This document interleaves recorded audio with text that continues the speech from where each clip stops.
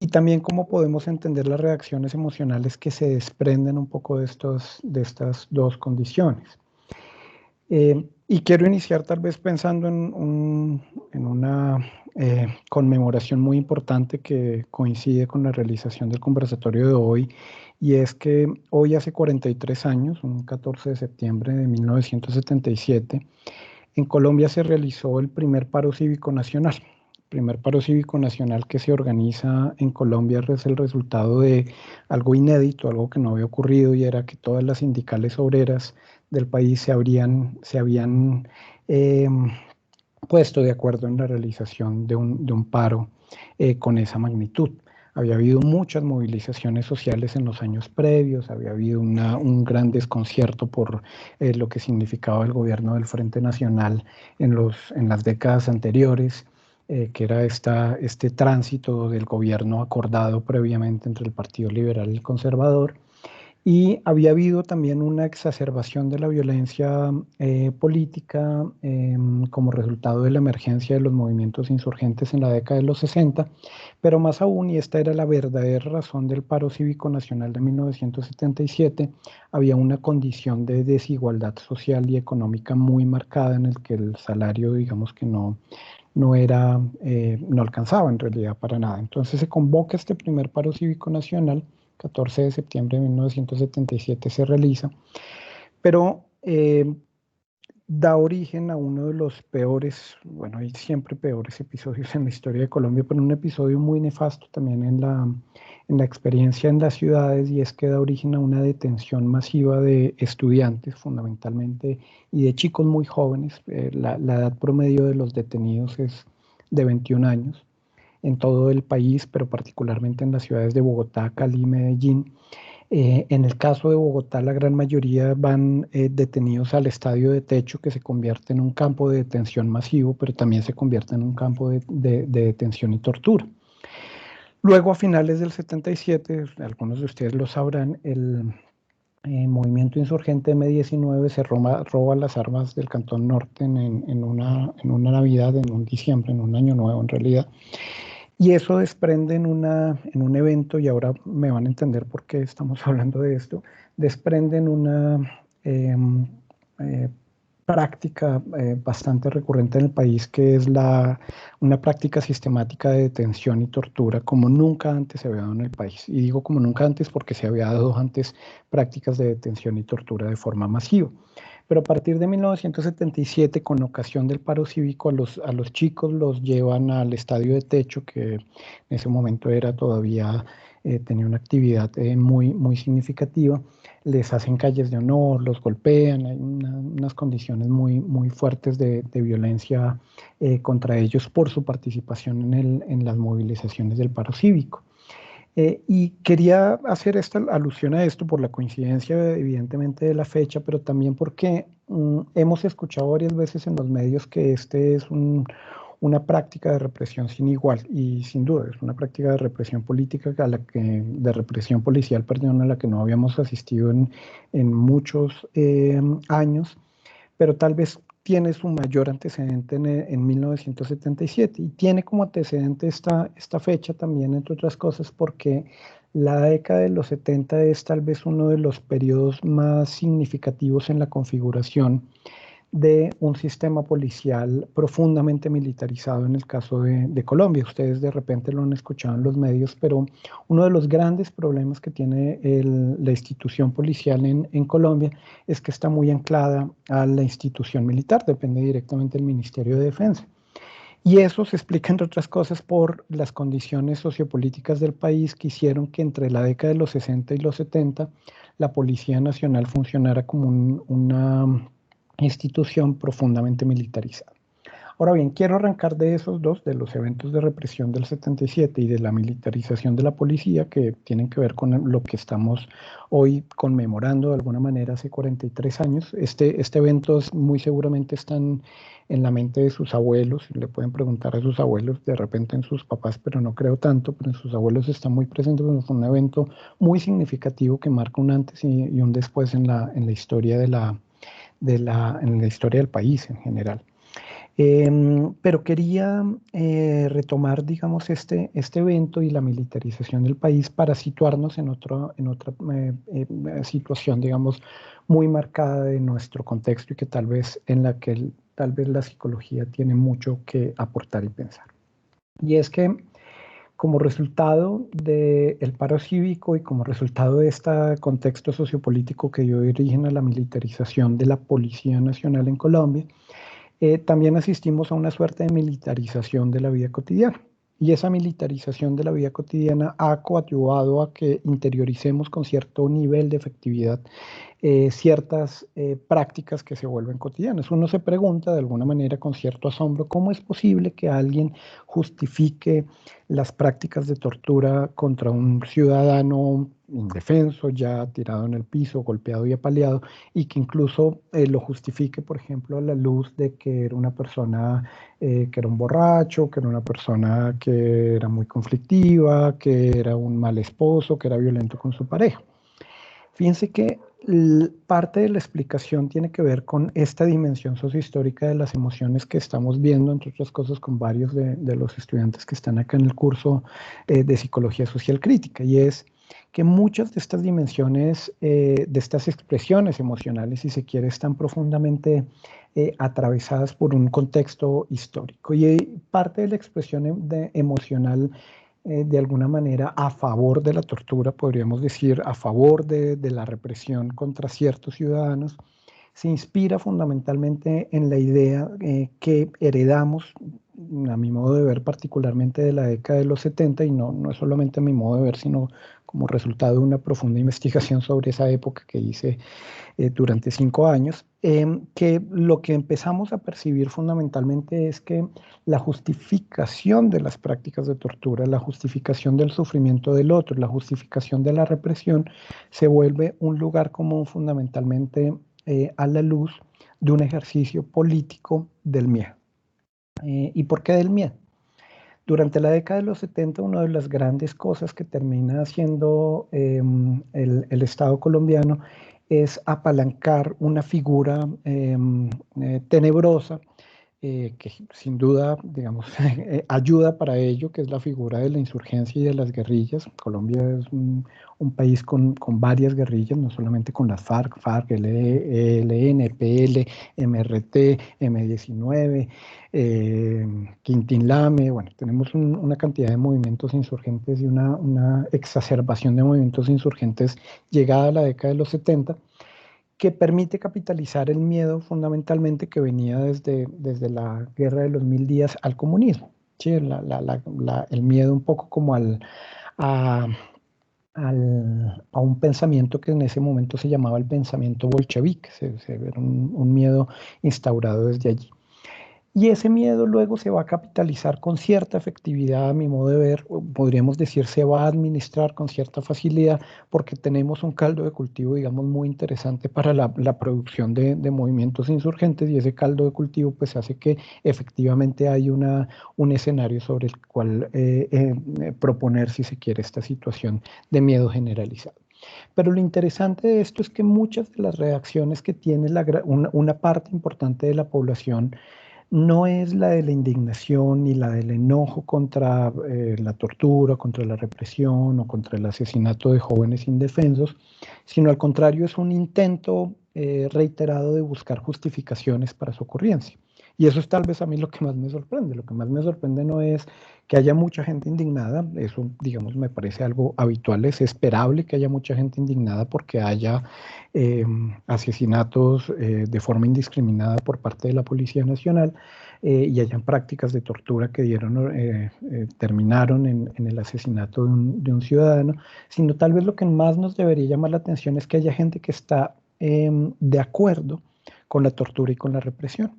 Y eso solo lo podemos entender como una reacción particular de una parte importante de la población ante la administración del miedo recurrente. Por eso no es nada, a mi modo de ver, nada gratuito que volvamos a hablar siempre de los mismos miedos recurrentes, ¿no? Del miedo de la presencia del ELN, de la presencia de las FARC en el incendio de los CAIs, de que en realidad todo está infiltrado, porque es una manera, digamos, muy útil de capitalizarlo, que el miedo, si se quiere, se puede expresar con cierta facilidad frente al otro, frente a una alteridad diferente, ¿sí? Puede ser el miedo al venezolano, al ciudadano venezolano, el miedo al comunismo o el miedo a cualquier otro sujeto, digamos, es susceptible de ser capitalizado. Pero en el caso de Colombia, ese miedo se ha venido administrando con cierta facilidad a través de las prácticas de terror y muerte.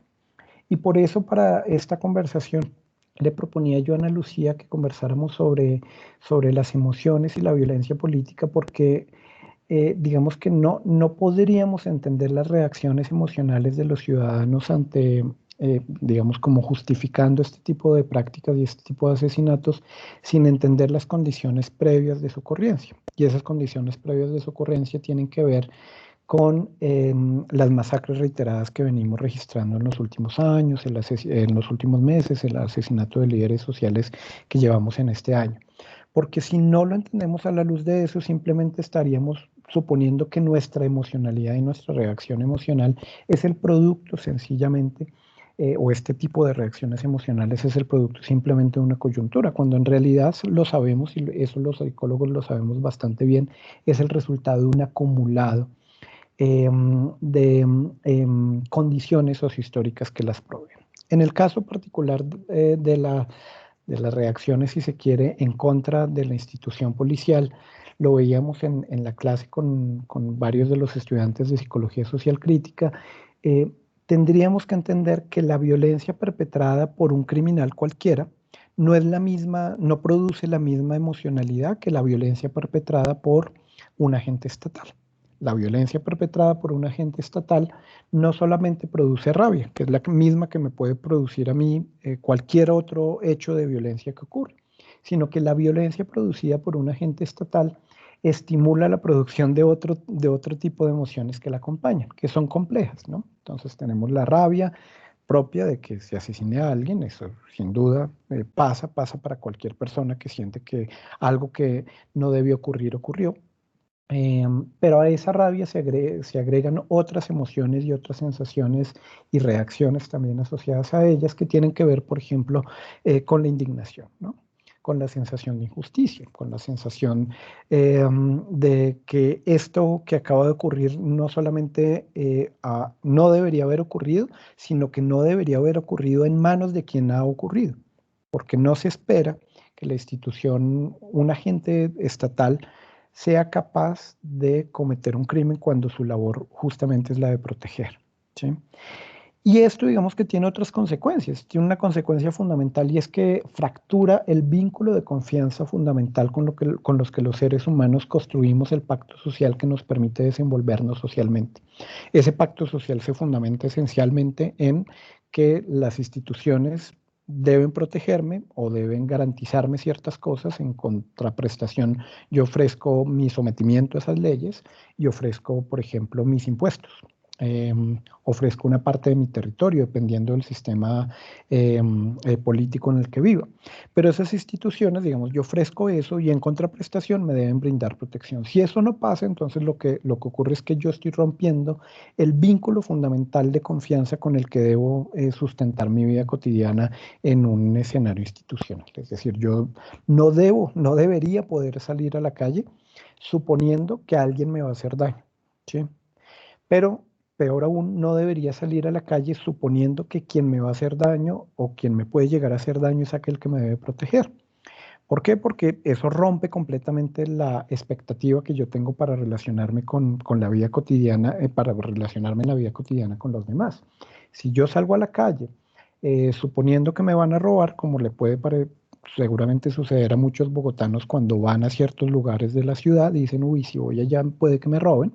Ok, esa es una condición inadecuada, uno no debería sentirse tan intranquilo por caminar en la calle, pero esa sensación se debería alivianar normalmente en ciertas condiciones democráticas cuando yo veo a un policía o a alguien que representa una institución del Estado y digo, uff, bueno, no, pero está bien, me siento protegido, me siento tranquilo.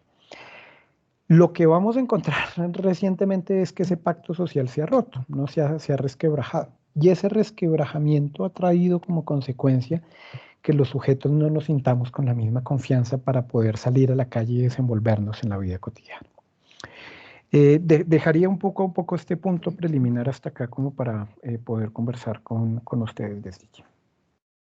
Súper, gracias Juan Pablo. Tenemos aquí, veo que tenemos muchos de nuestros estudiantes de pregrado, un par de profesores de psicología, personas de la facultad y tal vez otros que no sé de qué audiencia son, pero yo creo que la invitación es un poco a conversar, entonces les pido que por favor levanten la mano usando la manito y para ir escuchándolos y escuchándolas.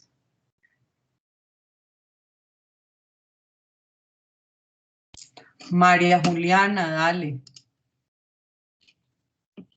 María Juliana González. Hola, ahí me...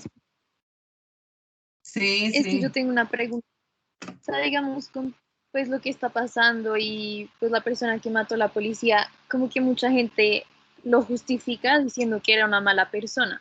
Pero entonces mi pregunta es, ¿será que esa justificación viene como de la necesidad de sentirse protegido de la policía? Entonces como que justifican que la policía sí hizo algo bueno porque como que mató a alguien malo, cuando en realidad no, o sea, como que no, sí lo unen todo y no sé, y lo justifican.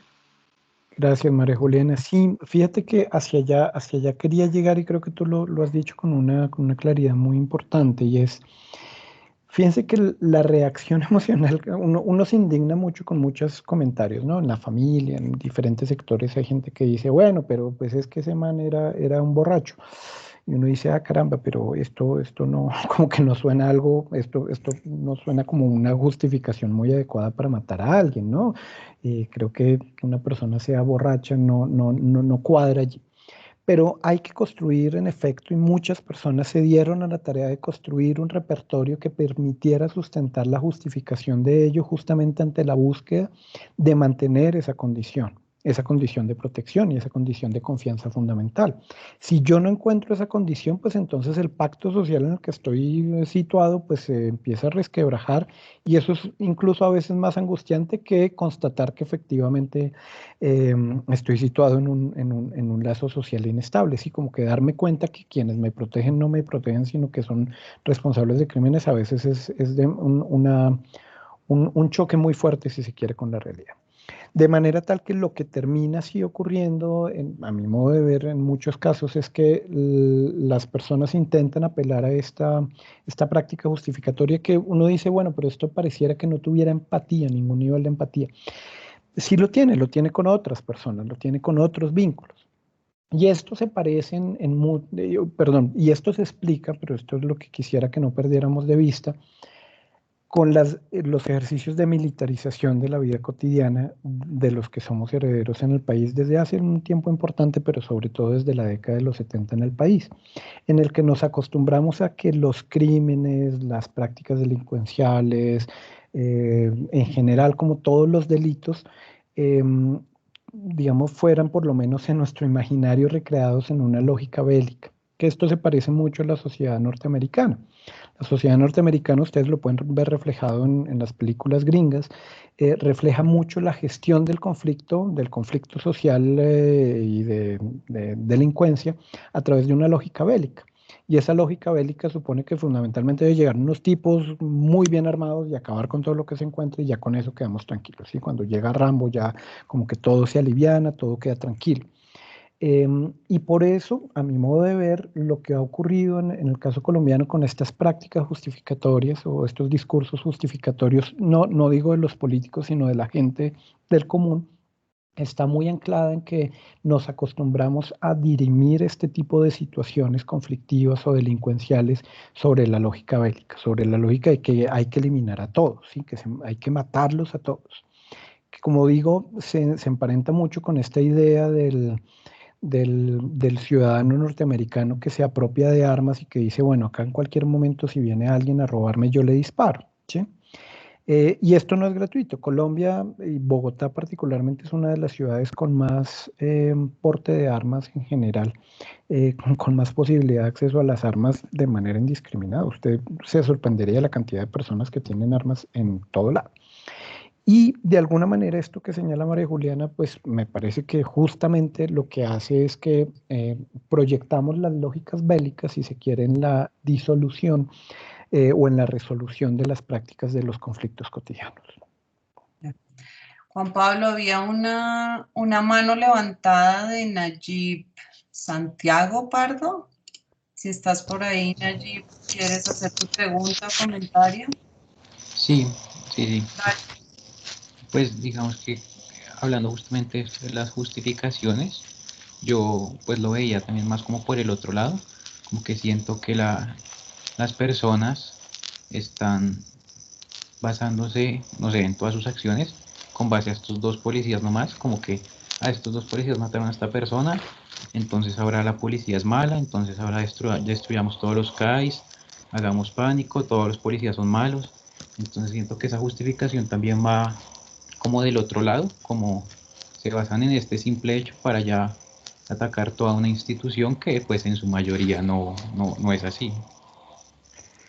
Pues Nayib, yo creo que acá es donde vale la pena hacer como la diferenciación, ¿no? Y es un poco como, ¿cuál es la diferencia cuando la violencia, porque digamos que cuando uno dice como no quiero ni violencia de un lado ni violencia del otro, la, la cosa nuevamente sigue recreando las lógicas bélicas, ¿sí? Porque pareciera que son dos bandos, el bando de la policía y el bando de los ciudadanos inconformes.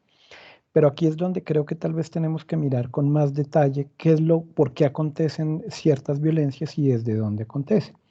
Cuando la violencia acontece provocada desde un escenario institucional, no podemos decir que son dos bandos en confrontación, los policías contra las personas y los ciudadanos indignados, porque los policías no deberían actuar en un Estado de Derecho en contra de los ciudadanos, no deberían tomar partido en contra de, sino que deberían comportarse en un Estado donde la policía no esté tan militarizada como en nuestro caso. Lo que debe ocurrir es que deben mediar en esa situación para aplacar el conflicto, pero no deben confrontarse contra ellos, ¿sí? Y esto no solamente, tienes razón, Nayib, no solamente tiene que ver con esto, digamos, yo lo veo en otras situaciones, por ejemplo, en que a un policía se le ataca, por ejemplo, porque está haciendo un parte, ¿sí? Un policía de tránsito, y llega una persona con un bate y llega a golpearlo, pero nuevamente, la respuesta del policía no puede ser enfrentarse en el mismo, o sea, quitarse los guantes y empezar a mirar cómo pelea contra el señor que está cometiendo esta infracción, sino que debe actuar justamente como se supone que actúa la vida en policía, y la vida en policía en este caso supone que este señor debe ser arrestado, puesto ante un juez por agresión a funcionario público. Eso es lo que debería ocurrir. Lo que vemos en realidad es que la respuesta que tenemos de parte de en ciertos escenarios institucionales es como si fuera una confrontación, como si fueran dos bandos. Y por otro lado, lo que creo que deberíamos tener en cuenta es que en efecto lo que tenemos es lo que representa. Y acá viene tal vez otro concepto muy bonito que desarrolla Hannah Arendt en un texto que se llama Responsabilidad y Juicio, que aparece en un ensayo que se llama Responsabilidad personal bajo una dictadura. Y ella lo que nos dice en ese texto es que en los escenarios de violencia de corte totalitario es muy recurrente que todos los sujetos que están inmersos en ella rompan su responsabilidad personal, es decir, digan, no, pero es que esto al final es lo que me mandó mi comandante, o esto es lo que la vida quiso que yo hiciera, así como que las circunstancias me llevaron a esto, lo cual puede ser cierto y puede ser una explicación, pero no libra mi responsabilidad personal. Y esa responsabilidad personal es la que es objeto de juicio, es la única, ¿sí? La única que es objeto de juicio. En sentido estricto. Ya luego las cortes evalúan, hay otro tipo de sistemas judiciales que evalúan responsabilidades estatales e institucionales, pero la responsabilidad personal es la base. Entonces, Cuando Hannah Arendt empieza a conocer, por ejemplo, de los juicios a los represores y a los genocidas del nazismo, se da cuenta que hay un discurso justificador en un grupo de ciudadanos alemanes que habían sido parte del régimen nazi, diciendo, pero es que mire, las circunstancias me llevaron a actuar de esta manera, en general a mí me crearon, yo sigo órdenes, todo eso es cierto, pero eso no libra tu responsabilidad personal, y tu responsabilidad personal tiene que ver directamente con, en este caso, con lo que con lo que debes asumir por los actos que cometes. Ahora bien, esa responsabilidad personal se acompaña con una responsabilidad que yo debería reconocer como persona frente a la institución a la que pertenezco. Y aquí permítanme poner otro ejemplo que puede llegar a sonar banal. Yo supongo que en esta época de pandemia ustedes han llamado muchas veces a su operador de telefonía o de internet a decirle que el servicio no le funciona, que le cobraron más, que le hicieron algo, que le cortaron, que le quitaron. Y normalmente se encuentran del otro lado del teléfono una persona que les dice, no, pero perdónenme, pero eso no es culpa mía. Y uno dice, está bien, yo entiendo que no es culpa suya con la persona que estoy hablando del lado del call center, pero resulta que usted debe asumir la responsabilidad personal de representar la institución en la que está involucrada. Porque de lo contrario, pues yo no tengo mi acceso como usuario, la única persona con la que yo puedo hablar de este operador es usted. Y si no lo puedo resolver con usted, puedo resolverla con otra persona. No, lo que pasa es que eso no es de mi área. Está bien, pero debe ser de alguien, porque yo necesito hablar con alguien de ese operador, alguien que lo represente. Y lo que tiende a ocurrir en estos casos, de la misma manera que tiende a ocurrir en la violencia perpetrada por agentes estatales, es que no se asume la carga, es una carga pesada de portar un uniforme, de representarlo, ¿no? Piensen, por ejemplo, cuando los que les tocaba ir al colegio y tener uniforme, ¿cuántas veces les decían en el colegio, o nos dijeron, a mí me decían, como es que ustedes están representando a la institución cuando están portando el uniforme? Esa representación institucional tiene que ver justamente con lo que yo cargo, pero tiene que ver con una responsabilidad personal. No es que yo represento la institución y soy el representante legal de la institución. No me puedo hacer cargo de lo que hace la institución, pero que tengo que hacerme cargo de lo que significa hacer parte de una institución que comete un crimen o comete un delito, ¿sí? Yo recuerdo alguna vez en un entrenamiento que dimos a miembros de la Policía Nacional en Norte de Santander, a un equipo de personas de la Policía Nacional y de la Fiscalía General de la Nación, Medicina Legal y varias instituciones que trabajan en la búsqueda de desaparecidos. Fuimos con unos familiares y muchos familiares de desaparecidos le decían a las instituciones del Estado que ustedes son responsables por la desaparición de mi hijo. Y los funcionarios decían, mire, pero yo no le desaparecí a su hijo, yo soy de los funcionarios buenos, yo de hecho soy el que le está ayudando a buscarlo.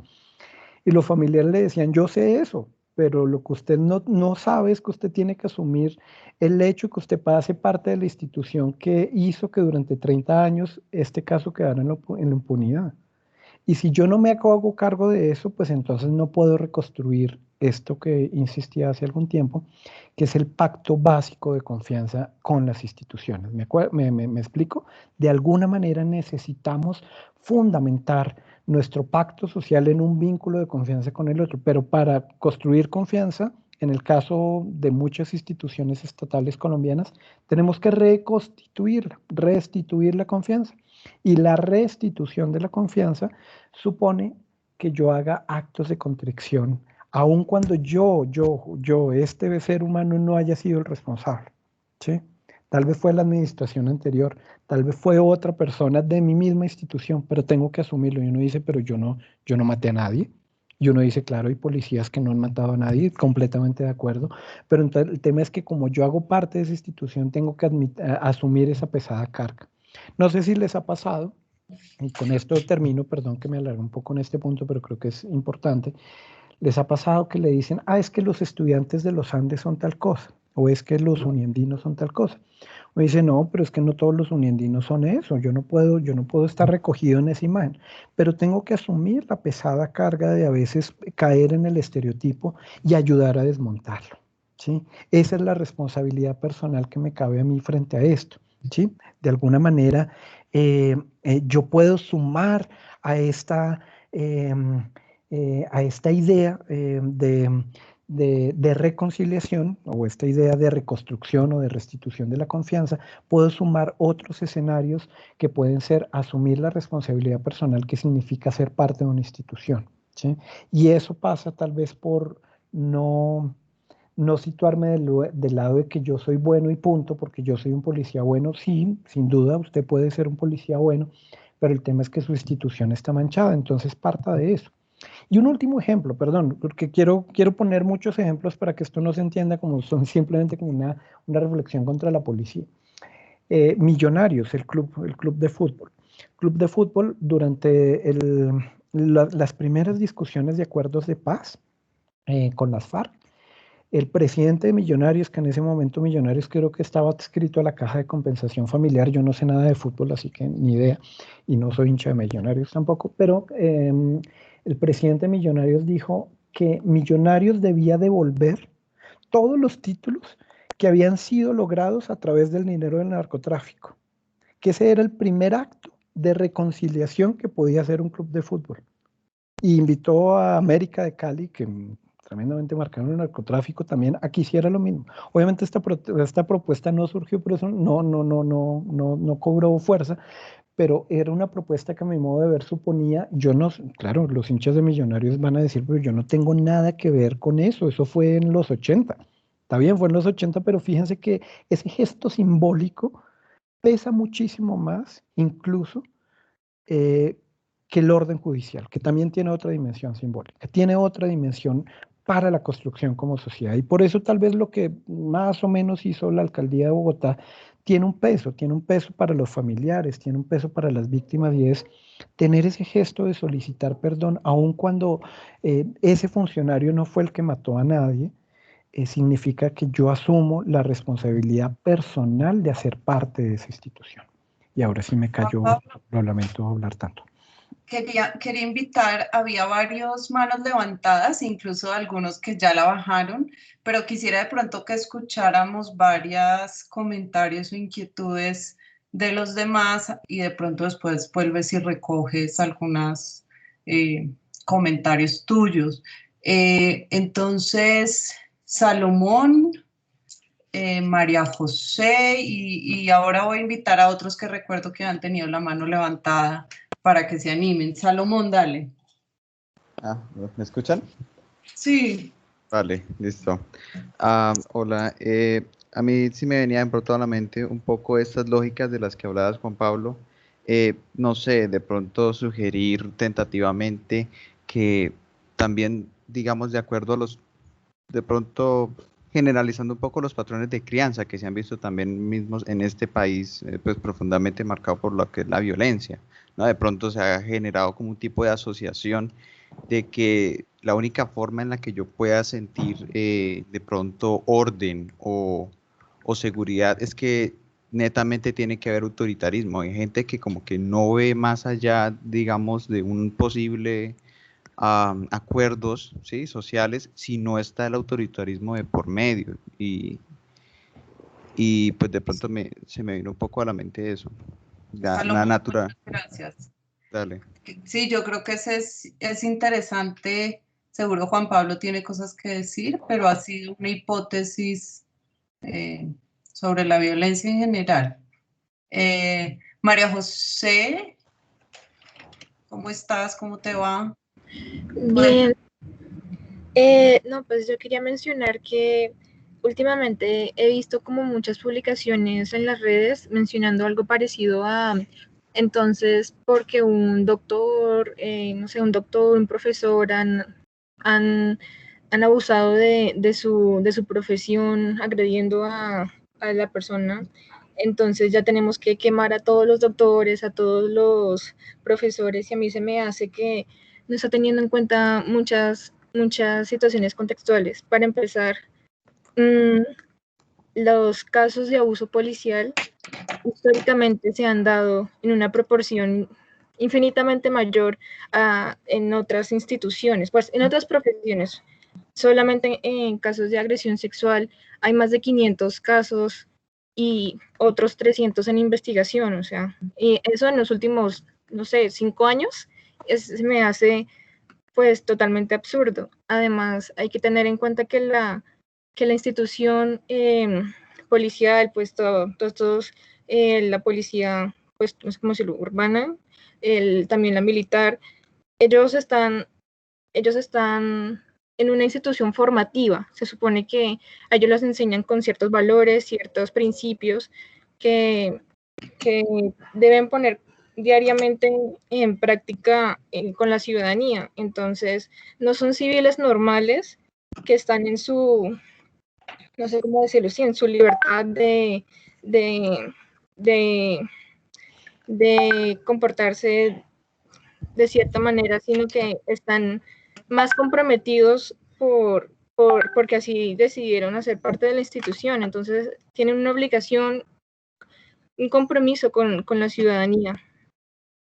Gracias, María José. Antes de darle la palabra a Daniel Alejandro, sé que la profesora Sonia Carrillo está presente o estaba, y creo que tenías una pregunta, Sonia, o un comentario.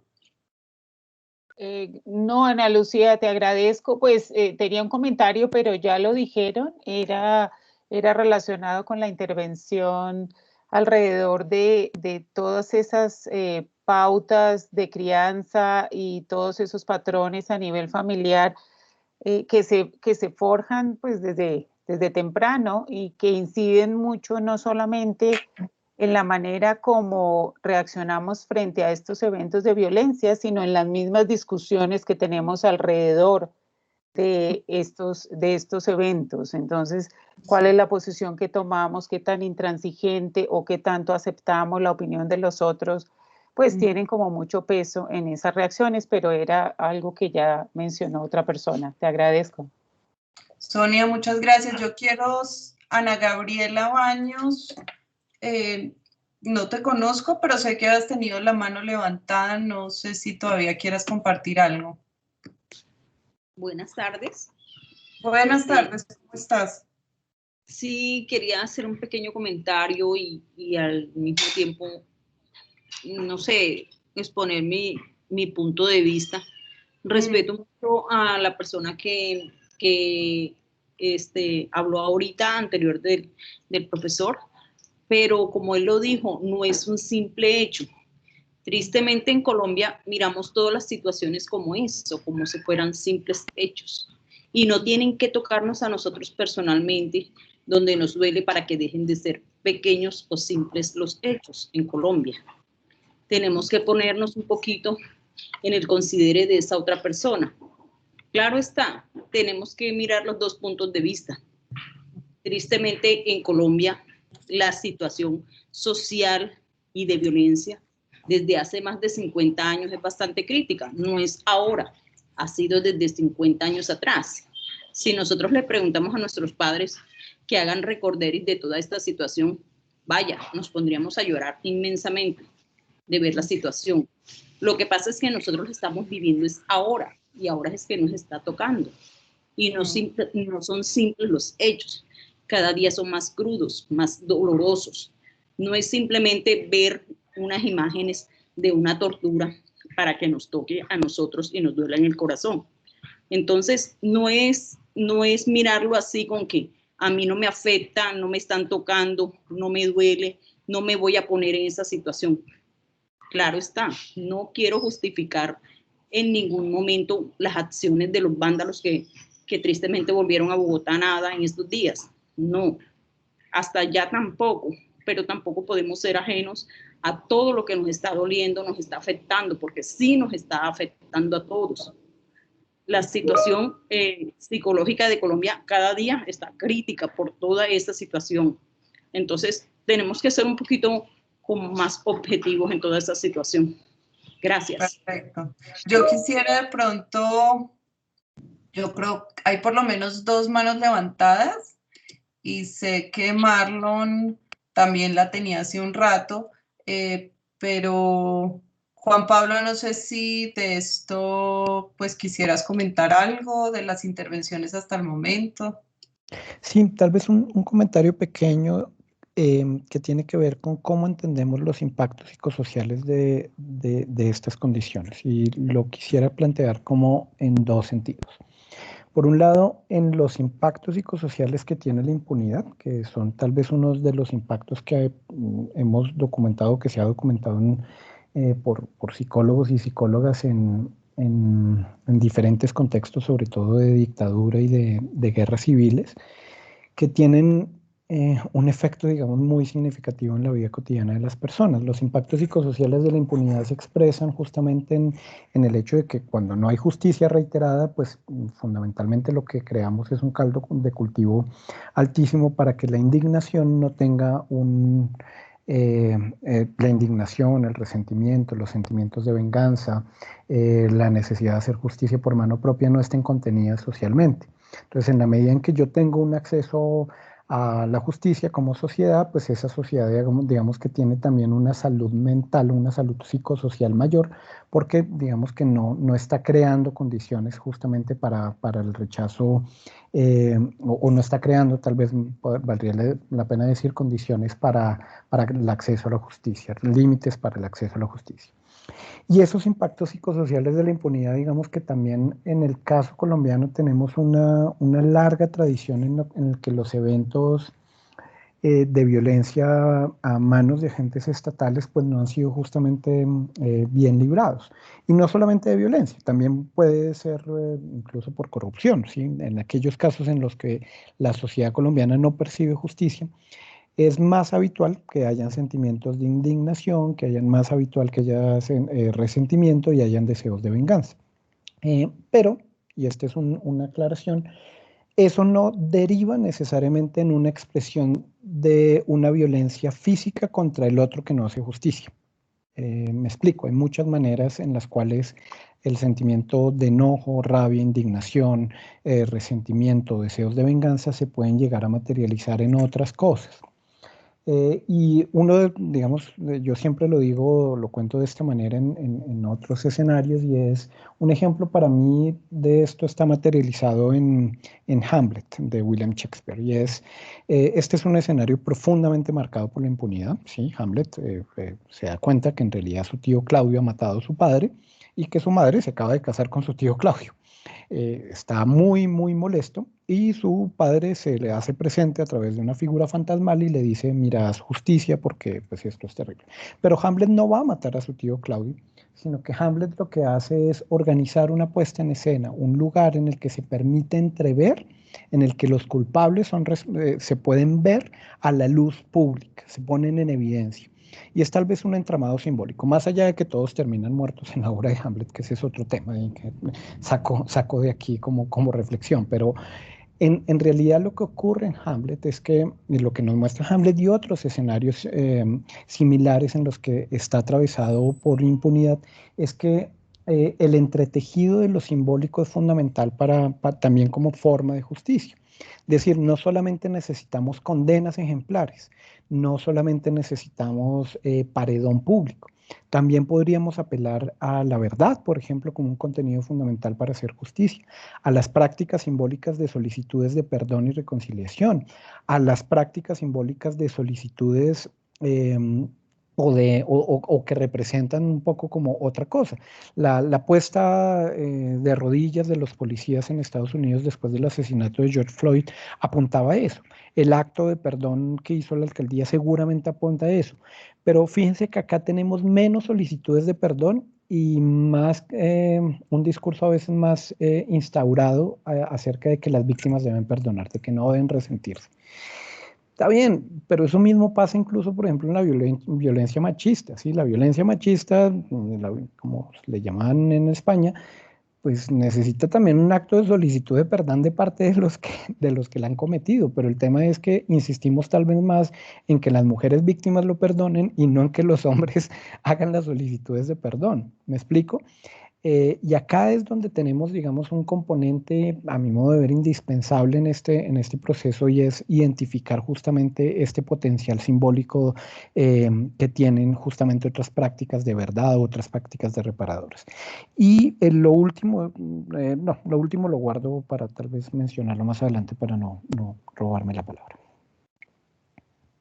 Bien, pues creo que Daniel Alejandro, si puedes de pronto de manera breve presentar tu comentario, si cada uno de pronto lo hace breve, podemos presentar más comentarios. Daniel. Bueno, pues buenas tardes a todos. Yo la verdad estaba pensando muy de la mano de lo que acabaste de decir a lo último, Juan Pablo, y es como, bueno, cómo se podría reconstruir la confianza entonces en la policía, en la institucionalidad, ¿no? Si anteriormente hablabas de una persona, una acción individual, pues es capaz de tumbar la confianza que se tiene en la institucionalidad, pues digamos que esta parte que comentabas a lo último de rescatar ese valor simbólico, pues me ayudó como a responder esa pregunta que tenía, ¿no? ¿Cómo reconstruir precisamente esa confianza? Y también de pronto sí tenía otra pregunta, digamos más como en términos de quiénes deberían ser entonces los responsables, ¿no? Y digamos que qué tanto peso podría tener en este proceso de reconciliación, en este proceso de recuperar la confianza, qué tanto peso podrían tener incluso las acciones llevadas por la alcaldesa, independientemente de toda la discusión politizable del asunto, sino más como en términos de la confianza en las instituciones. ¿Qué podría pasar ahí? Ese era mi comentario. Gracias. Gracias. Ahora, si puedes brevemente, y yo creo que ese será el último. Tengo más tiempito, Ana Lucía, no hay problema, entonces yo creo que bueno. podemos seguir un poquito más. Podemos seguir un poquito más. Quiero anotar algo sobre lo que acabas de comentar, Daniel Alejandro, y lo que acaba de escribir también Santiago, porque digamos que uno dice, oiga, pero ¿por qué? ¿Cómo así que los movimientos feministas nos están diciendo a los hombres que es que somos violentos y yo no soy el hombre violento? Sí, pero ahí viene nuevamente el mismo problema. O sea, si a ti como hombre te cuesta reconocer que tu lugar como hombre es un ejercicio de violencia contra las mujeres y no te das cuenta de eso y no eres capaz de asumir esa responsabilidad y siempre estás buscando excusar tu responsabilidad diciendo es que yo no soy de esos hombres, no, pues asume también la responsabilidad que te compete por el hecho de pertenecer de ejercer tu masculinidad y de ejercerla de la manera como la ejerces, ¿sí? Porque de lo contrario no hay manera de construir un punto de acuerdo. ¿Y por qué no hay un punto de acuerdo? Porque si yo no parto del acto de contrición primero de por qué mis actos, mi lugar en lo social está produciendo violencia, pues me cuesta mucho trabajo como partir luego a decirle al otro que es que perdone y perdone y perdone y perdone. Y lo retomo con un comentario que hacía Angélica y tiene que ver también con el comentario de Daniel de quién y dónde se cierra un poco esto. Yo creo que el punto de partida es el acto de solicitud de perdón. Insisto mucho en el de solicitud, porque a veces cuando decimos el acto de perdón es que ponen a las víctimas casi que inermes ahí como a obligatoriamente aceptarle el perdón a alguien. Y pues el otro como que dice, sí, gracias, lo perdono, muchas gracias, pero no se siente como tan real ni la solicitud, ni el otro en realidad está perdonando. Entonces, primero vienen las solicitudes de perdón, creo, es un punto importante. Luego viene también el potencial simbólico que tienen ciertos actos reparadores que no todos son penas, no todos pasan por la justicia penal. Hay algunos, nuevamente, la justicia o el sistema de justicia es un componente simbólico, que antes era ojo por ojo, diente por diente, hoy día tiene otras tasaciones diferentes en función del delito. Pero hay otros componentes simbólicos que también atraviesan esto.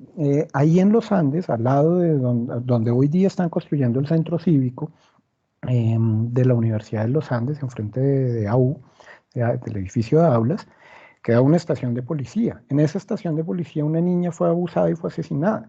¿Sí? En esa estación de policía varias personas de la comunidad LGTBI eran paseados primero, luego por los cerros orientales y luego llevados con una ducha fría en el que abusaban de ellas además sexualmente. Cuando los familiares de la niña abusada pudieron volver por primera vez a tocar ese espacio justo cuando lo iban a demoler, dieron unos martillazos tremendamente violentos en contra de esos muros de esa estación de policía. porque no se trataba solamente de destruir simplemente el lugar y de demolerlo para construir un centro cívico, sino de lo que representa allí. La placa que está ahí en ese jardincito enfrente en la Universidad de los Andes tiene un poder simbólico importantísimo para las personas, para las víctimas, para saber que eso pasó allí y está instaurado también en la memoria. Y por eso también tenemos que entender un poco que como sociedad tenemos que construir, como sociedad colombiana, escenarios justamente de solicitudes de perdón y escenarios simbólicos de reconstrucción de confianza. Yo no puedo construir la confianza cuando el otro no ha hecho un acto de contrición o ha hecho un acto de arrepentimiento frente a lo que he cometido, ¿sí? Porque eso simplemente es una extensión de la impunidad. Eso ni siquiera se llama revictimización, porque no es que frenó la victimización y hay otra y por lo tanto es revictimización, sino es una continuidad de la victimización.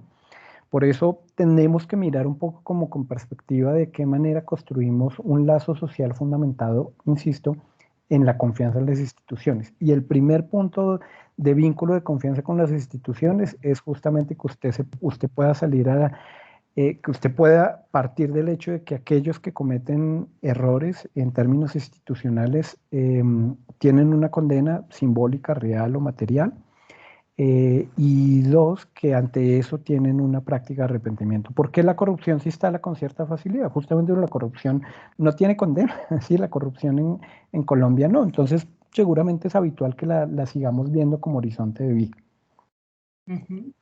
Bueno, ya varios bajaron la mano, pero aquí en el chat ha habido como una conversación interesante, creo que como paralela a lo que estás planteando de esa responsabilidad institucional, pero bueno, creo que Aura, de pronto, si tenemos unos minutos más, Aura, Marlon y creo que Juan Brigard tenían algunos comentarios. Si quieres, Aura, decirlo. Sí, hola. Buenas Hola. tardes. Lo que yo, bueno, era como tal vez, estaba un poco ligado a lo que Juan Pablo estaba diciendo y era sobre un comentario que encontré que decía un poco como resaltaba la violencia que podía significar hacia las víctimas el hablar de un acto de perdón sin siquiera tener en cuenta pues las víctimas exactamente. Entonces resaltaba como lo violento de volverlo una especie de obligación para las víctimas. Y sí, ese era mi comentario. También encontré una respuesta a eso que decía como que en este país nos movía la culpa y el chantaje. Y yo pensaba como, bueno, no sé, como que pienso que sí está un poco violento el obligar a las víctimas a aceptar aceptar un perdón cuando pues acaban de pasar, o sea, acaba de pasar como un día, 2 días y para muchos ni siquiera eso. Entonces, sí. Sí. Muy de acuerdo. Yo agregaría, y en el mismo sentido, lo que señaló ahorita Camilo en el chat. Ay, se me fue el chat de Camilo porque pusieron otro comentario. Pero tiene que ver con que las solicitudes de perdón, cuando están en cabeza de las instituciones, de las cabezas del Estado, tiene un peso impresionante. Uno dice, pero ay, que el presidente pida perdón, ¿eso de qué sirve? Pues justamente por eso el presidente no lo pide, porque es un peso simbólico muy grande. Las Cortes Interamericanas, por ejemplo, han obligado a hacer solicitudes de perdón a víctimas del conflicto armado en cabeza de los estados. Y a los estados, a los presidentes de la República les ha costado muchísimo trabajo ir a aceptar eso. Porque tampoco es tan fácil salir en televisión y aceptarlo, pero aceptarlo es un acto de reconciliación muy potente. El gesto de la alcaldesa, yo no puedo decir que la escena me haya parecido como tan adecuada por lo que cuento también lo que acabas de contar de como llevar a las víctimas casi que comprometidas a que tienen que estar allí a escuchar la solicitud de perdón. Pero el acto de la cabeza de una institución del Estado que sea capaz de hacerlo es potente. Y es potente porque en términos políticos es costosa, es muy costosa que alguien tenga una actitud como esa. El presidente Néstor Kirchner, por ejemplo, fue el primero que aceptó la solicitud de perdón, hacer la solicitud de perdón a los familiares de desaparecidos de la última dictadura militar en Argentina. Y ese gesto tuvo un peso muy alto y muy fuerte para las víctimas, para los familiares. Entonces a veces como que lo desestimamos y decimos eso no es gran cosa, pero sí, tiene mucha potencia. Y quería agregar otra cosa sobre los impactos psicosociales de la impunidad y los impactos sociales de la violencia política. Hay otro impacto del que no hemos hablado, en el que empezamos a hablar, pero no hemos mencionado mucho, y es el impacto de la indiferencia. Es la indiferencia leída como un impacto psicosocial. Uno dice, pero ¿por qué? Porque hay mucha gente que no le importa, porque acá decimos, claro, acá la sociedad parece estar dividida entre los que defienden el CAI, que está bien que lo defiendan, y entre los que están indignados con la Policía Nacional. Pero en realidad hay más, y el espectro es más grande, y una gran parte de esa población es en realidad los que no les importa. ¿Sí? Nada, ni el CAI ni lo otro, y de hecho les da la misma. Si quemaron el CAI no lo quemaron, y si mataron a alguien en un CAI no lo mataron, eso realmente los tiene sin cuidado. Y esa es otra manera de estar también ante la violencia política que es muy recurrente. Por ejemplo, en el caso de Chile está muy bien documentado por varios equipos psicosociales, pero en el caso de Colombia no tanto, y es esa actitud de desinterés, de apatía, de distanciamiento, si se quiere, con los hechos de violencia, que son también una suerte de mecanismo de defensa ante la violencia social y política. Y entonces, ¿qué es más fácil? Pues que yo apague el noticiero, apague City TV o Caracol y ponga la serie de Netflix y diga, bueno, ya no quiero escuchar esta violencia, quiero mirar hacia otro lado, porque ese desentendimiento de alguna manera es un recurso también para sobrevivir, ¿sí? Para sobrevivir emocionalmente a unas escenas que son densas y recurrentes. Y tiene que ver con un comentario que hicieron hace mucho más atrás, que creo que hacía Laura, si no estoy mal, sobre el trauma vicario, ¿no? Y es esa reproducción a veces excesiva de las imágenes de las prácticas violentas, pues también tiene un efecto aun si yo no participo de ellas, ¿sí? A veces uno se podría preguntar, ¿me puedo traumatizar viendo televisión? Y sí, en realidad puedo tener una experiencia de trauma vicario justamente accediendo a un conocimiento que es profundamente violento y al cual no tengo lugar para procesar. Y eso a veces puede producir, por ejemplo, desentendimiento moral, es decir, que empiezo incluso a ser cínico y a hacer comentarios incluso como bien tenidos se lo tenían, quién les manda a estar por ahí, es que acá hay mucho de...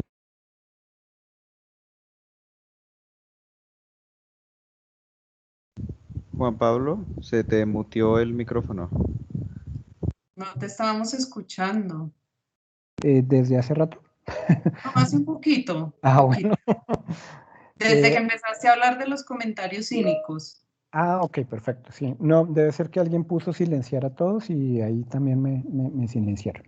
Entonces decía que el comentario cínico propio de bien hecho que lo hayan matado, quién le manda a estar por ahí, pues que maten a todos los delincuentes, todos esos pelados no tienen nada que hacer, nos libramos mejor. Sí, ese comentario cínico y violento, no solamente a mi modo de ver es una expresión de un cierto, como se caricaturiza a veces, como un cierto fascismo interno, de llevar un facho dentro de todos nosotros, sino que de alguna manera es un desentendimiento también, es un recurso a veces al que apelamos para tomar distancia del evento y decir, no, esto no me toca y yo ya puedo salir adelante, ¿sí?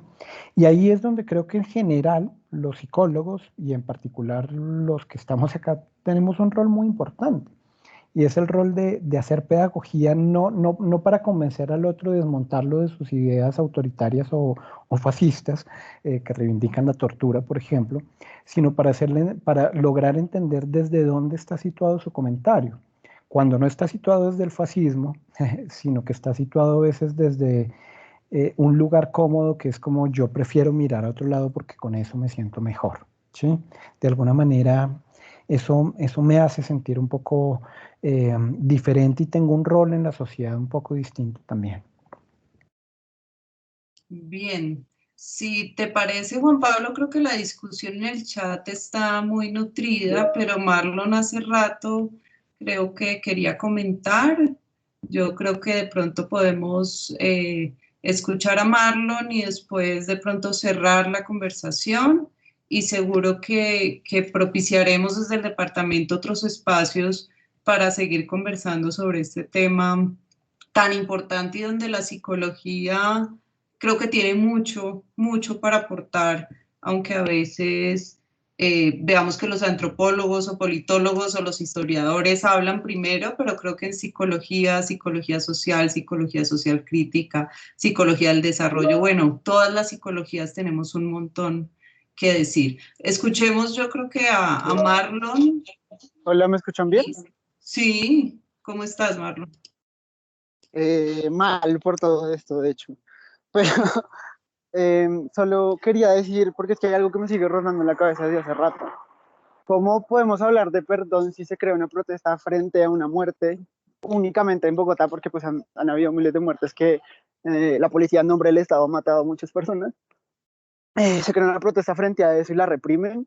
¿Cómo podemos hablar de perdón si crean un lugar de memoria frente a la brutalidad policial en esas mismas protestas y la borran con una violencia que es en su expresión máxima simbólica de borrar a la mujer como sujeto en esta sociedad a través de un mural? ¿Cómo podemos hablar de eso si también ese discurso de querer pedir perdón termina funcionando como una herramienta de higienizar la protesta y de higienizar la digna rabia que tiene como el pueblo frente a toda la brutalidad policial que hay? Sí, Marlon, pues yo estoy de acuerdo con el tema de la digna rabia, pero también creo que hay que entender el gesto que tiene también simbólico para muchas personas las solicitudes de perdón, y eso pues yo por lo menos puedo dar fe de cuán, cuánto, cuán significativo resulta para las familias de las personas asesinadas las solicitudes de perdón. Sí, las solicitudes genuinas, por supuesto. Aquí estamos hablando de una combinación entre las solicitudes de perdón y las formas de violencia continuada, ¿sí? Y de alguna manera a eso iba mi comentario de que no estamos hablando de revictimización, sino una victimización continua. Entonces, yo creo que el gesto simbólico pues tiene que ir acompañado de otros procesos, ¿no? El gesto simbólico no es simplemente por eso decía un poco que la escena de la alcaldía pues me parece bien, pero es insuficiente por lo que ya describí antes. Y esto que señalas, digamos, también lo suma, pero los actos de perdón es un punto de partida también para construir lazo social. De lo contrario, simplemente pues nos montamos en el desmadre y que venga lo que tenga que pasar, lo cual digamos que también es muy problemático a la luz de lo que mencionaba del uso de armas indiscriminado que tenemos en Colombia en general en todos los ciudadanos. Y es también muy problemático a la luz de otros factores sociopolíticos que también hacen que el conflicto esté atravesado por ello. Entonces, de alguna manera, lo que creo es que habría que valorar el gesto de perdón, reconocerlo en todo caso como insuficiente, pero a mí todavía me queda faltando el gesto de perdón de la Policía Nacional y de sus representantes, ¿sí? Que ese puede tener un gesto de confianza muy importante, ¿sí? Pero cuando es genuino, ¿no? Pero yo creo que en este punto, antes de que lleguemos a eso, necesitamos hacer una profunda revisión de la institucionalidad propia de la policía y de lineamientos, procedimientos, etcétera, y otras cosas que pasan allí también que son problemáticos. Pero también habría que sumar pues los actos de solicitud de perdón como un punto de enlace. Yo sí creo que eso tiene efectos, más allá de que a la alcaldesa se le acusa de capitalizar el cacerolazo y las velas y demás, pues más allá de eso, yo sí creo que eso pues contribuye de alguna manera a reconstruir algo del vínculo social indispensable. Y habría tal vez otra cosa de lo que señalabas que guarda relación con un comentario que hacía Nayib Santiago, y de Laura Sofía sobre, no, perdón, y de Camilo Esteban sobre humanizar lo deshumanizado. Y es que yo creo que también la misma militarización de muchas instituciones del Estado ha contribuido a deshumanizar a sus miembros y a sus integrantes. ¿Sí? Esto yo lo he trabajado en general en grupos armados. Los combatientes que hacen parte de grupos armados tienden a desdibujarse a sí mismos y a presentarse como sujetos que simplemente siguen órdenes, que encubiertos tras un uniforme no tienen ningún rasgo de humanidad. Entonces, si usted ve un policía con un casco, en sentido estricto no ve un ser humano, ve un policía. Si lo ve de otra manera, con ropa de civil, seguramente lo va a ver de otra manera. Pero fíjense lo interesante de esto, y es que si hiciéramos el mismo ejercicio aplicado a los excombatientes de las FARC-EP, ahí sí hablamos de la importancia de la humanización, ¿sí? Fíjense que el ejercicio de humanizar pasa por un horizonte simbólico también muy poderoso. El fotógrafo Federico Ríos hizo un trabajo muy interesante justo antes de que la FARC se desmovilizara y les pidió a todos que se pusieran ropa de civil y que salieran como común y corriente. Hablaba con la gente sobre las reacciones que tenía de verlos uniformados a verlos sin uniforme. Y claro, era muy diferente los apelativos, las valoraciones, los adjetivos con los que se calificaba a esa persona que estaba del otro lado. Pero yo creo que en general las instituciones militares o atravesadas por discursos bélico-militares tienden a desdibujar con cierta facilidad a sus integrantes. Y parte de lo que tendríamos que hacer, si yo no quiero caer en el formulismo pues mágico, pero parte de lo que sí que estoy convencido que hay que hacer es desmilitarizar la sociedad colombiana. Y desmilitarizarla pasa porque nuestra relación con la humanidad del otro no esté atravesada por la categoría de amigo o enemigo. Pasa porque cuando veamos al otro, al exfariano, al excombatiente de las AUC, ya no lo veamos en términos solamente del pasado de que fue combatiente. La idea no es negarlo tampoco, porque entonces de repente es un sujeto redimido, pues una madre de Calcuta, ¿no? Pero es poderlo ver, si se quiere, como en su condición de humanidad. Y esa condición de humanidad pues necesita restituirse como sociedad en muchos ámbitos. Para los combatientes que hacen parte de instituciones bélicas, soldados, militares, guerrillas, paramilitares y policía en este caso, pero pasa también por cambiar la relación que establecemos con la seguridad y el militarismo.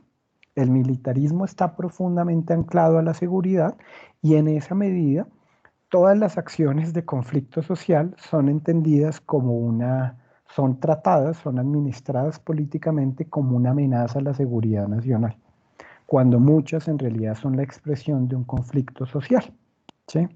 En el ejemplo de los CAIs tenemos varios eventos, varias situaciones, pero hay CAIs, por ejemplo, por lo menos hay 5 CAIs muy bien documentados que tienen un historial de violaciones sistemáticas a los derechos humanos, particularmente contra las personas más pobres, es decir, literalmente lo que se conoce como que se la montan al pobre, ¿sí? Se la montan al pelado más pobre y siempre es el que termina mal, pasándola mal en el CAI.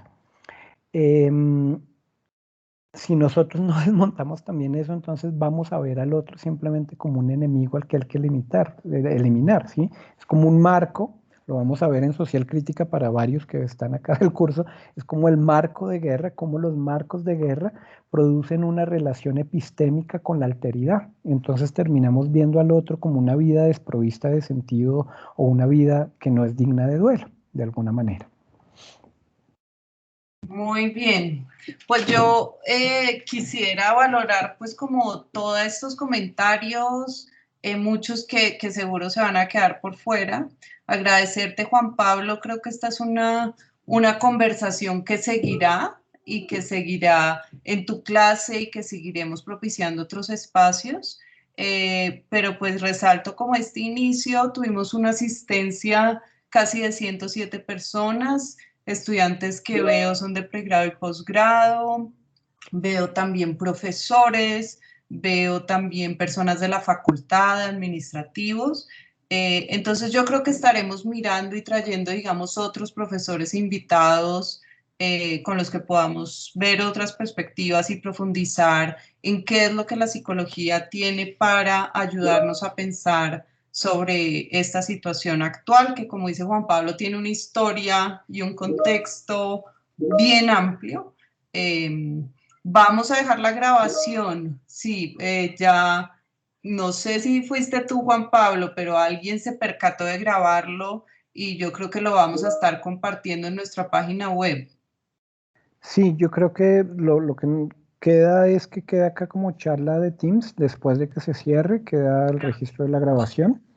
No sé, quien empezó a grabar tiene que luego recogerla y luego sí se puede mandar, pero tiene que ser quien haya empezado quien haya abierto la sala, que no sé quién la abrió. Perfecto, yo la abrí, yo no empecé a grabar, pero yo abrí la sala. Entonces creo que a ti te sale, le tienes que dar como terminar la grabación y luego le das a abandonar y te debe quedar el link de la grabación disponible. Perfecto. Listo, entonces sí, yo me comprometo a poner la grabación para que tengan acceso a ella a través de la página web. Y también estaremos mirando cómo podemos generar otros espacios como estos, sea con Juan Pablo, con algunos otros de nuestros profesores o grupos estudiantiles organizados. Gracias a todos y pues seguimos en contacto. Chao y que estén muy bien. Chao, muchas gracias, que estén muy bien.